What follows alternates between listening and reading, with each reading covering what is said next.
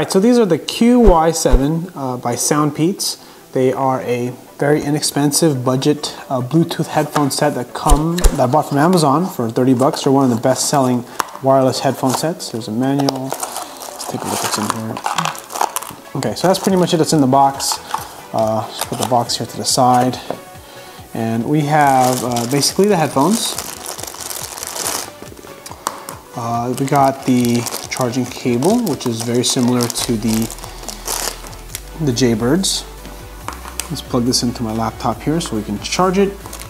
And it looks like we have some different ear loops and ways to get a good fit for securing it in your ear. And then it looks like we have this little clip here.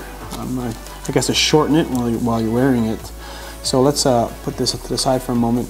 So let's take a look at the headphones themselves. At first glance, they actually look pretty cool. They got these little things that go inside your ear. This is very similar to what I've seen on the Backbeat Go 2 headphones. And we're going to find out how all these work. Look, there's a little volume button right here, up and down. There's looks like a pairing button. And let's go plug these in. So it looks like there's a little micro USB spot here. You just gotta open it up. It's rubber. And at first glance, for 30 bucks, they look pretty good. So I'm actually pretty excited to find out how well these stand up to the Jaybirds, just because, you know, Jaybirds are 130. It used to be 170 bucks. So these are charging now. There you go. I don't know if you can see that red. I only charged them for about 10 minutes, so hopefully they do still turn on, because this is basically a first impressions review. Well, they're not pairing because I gotta read those. Let's go read through the instructions to find out how well these work. Okay, what's the verdict? Well, I'll play it right here. I'll turn the volume up. So you can hear that from the headphones. I don't know if that really is gonna do anything on my mic here. I have to say they don't sound too bad. I mean, I guess expectations are pretty low. I mean, you gotta keep in mind that these are $30 and they're the $30 Bluetooth headphones. Okay, so I'm gonna say the volume doesn't get very loud. I mean, it's loud enough, don't get me wrong. I'm still quite happy with them, my first impression, but I'll tell you right now that the sound quality is pretty bad. I mean, I don't know, that's the audio snob in me. To be totally honest, you know, I've moved around a lot from very high-end headphones to lower-end headphones, typically mostly in-ear, but it sounds pretty muffled. So I guess that's the word muddy. I think that's what they say when they say the bass sounds muddy. But then again, you know, you have to keep in mind if you are a real audiophile and you're really hardcore into some really good over-the-ear headphones, you might be a little bit spoiled. I'm, on the other hand, have been in the higher-end headphones with I think the SE 535s. And the Jaybirds are okay. They're pretty. The Jaybirds are actually great.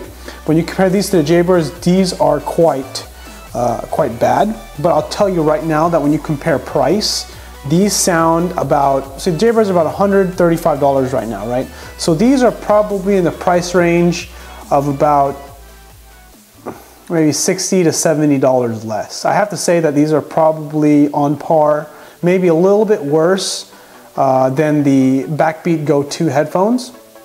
And they definitely don't sound, these sound better for sure. I'll tell you right now, these do sound better. But I mean, again, I don't wear these for absolute comfort, and typically people who buy wireless Bluetooth in-ear headphones don't buy them for, I mean for quality, excuse me. You buy them for comfort or for a certain amount of comfort, flexibility, so that way you can move around and stuff. But I always got to give a bass test, so let's go put some bass on here.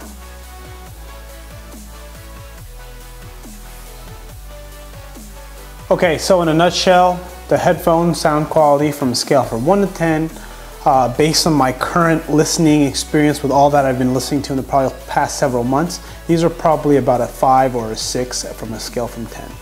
The Jaybirds are probably around a 7.5, maybe 8, and that's about where I'm at right now with these headphones. So these are actually not that bad. For the price, they're even that much sweeter for $30. So you can actually have multiple pairs, and if hopefully these last. If these last for a year, man, these are golden.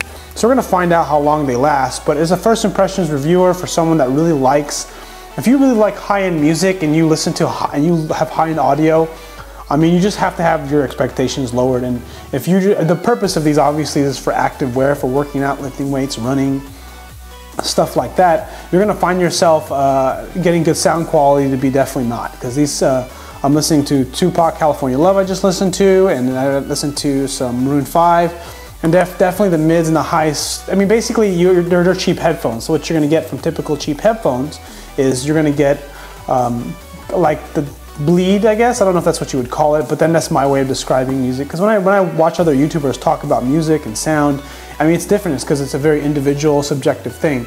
I guess like wine, that makes like wine, I guess. But then the thing is that the thing that you're going to get out of the quality-wise is that you're not going to get good sound separation. So, for instance, if you have a very higher-end headphones, you're going to get a lot more cleaner basses, cleaner mids and highs, cleaner voices, and just better separation. You'll be able to hear individual instruments. But again, it really does depend on where you're coming from. If you're coming from very high-end headphones, these might sound really, really bad. I'm not coming from very high-end headphones, so not too bad. Those are basically one of my biggest concerns when it comes to buying new headphones, because if I get some really, really good headphones, I'm not going to be able to stand anything else. Right now, my expectations are my listening experience based on kind of what I've been listening to the last several months have been pretty low. So the earpods for the iPhone actually sound pretty decent. And in my opinion, they're actually pretty good. But if you have me using the SC535s or any high-end Shure headphones or something like that of that nature, you're gonna it's definitely gonna sound worse. It's just like anything else. It's really more about where you're coming from that's gonna make the biggest difference. And in a nutshell, these are pretty much a great buy based on my first impressions, and from a sound quality, a 5 out of 10. And for the purpose, they seem to be pretty good.